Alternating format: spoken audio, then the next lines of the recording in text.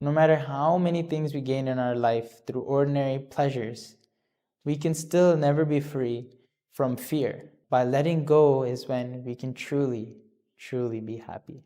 Namo Buddhaya. One day there was a monk living in the time of the Buddha, but he said something really weird.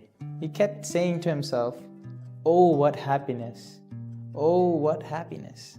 He kept saying that to himself when he was in the forest, when he was alone in his room, and so other monks saw this and were confused. They thought maybe he was thinking about his former life, his lay life, when he used to be a king. Because you see, that monk in the past was not an ordinary person, he was a king. So they went and said this to the Buddha. At that point, the Buddha called that monk and asked him, "Monk Bhaddiya, is this true? Are you thinking about your past pleasures as a king?" So at that point, the monk Bhaddiya says, "In the past, I used to be a king and I used to have guards surrounding me in my castle. I had guards surrounding me in my city." So in other words, he had guards protecting him throughout the capital, throughout the country. So do we have such a protection in our life?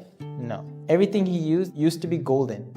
He said, even though that's the case, I still slept with fear in my mind. He still slept with fear in his mind, even though he had that many guards.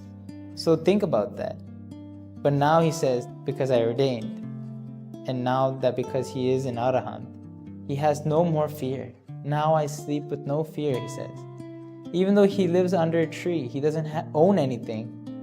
Now is when I am truly free from fear. I gave up my golden bowl and took up a clay bowl into my hand. This is just like my second kingship. So from this beautiful story of the Arahant Bhaddiya, we can see that no matter how many things we gain in our life through ordinary pleasures, we can still never be free from fear. We can still never be free from suffering. But from the lives of the Arahants, we can see that by letting go is when we can truly, truly be happy. Namo Buddhaya.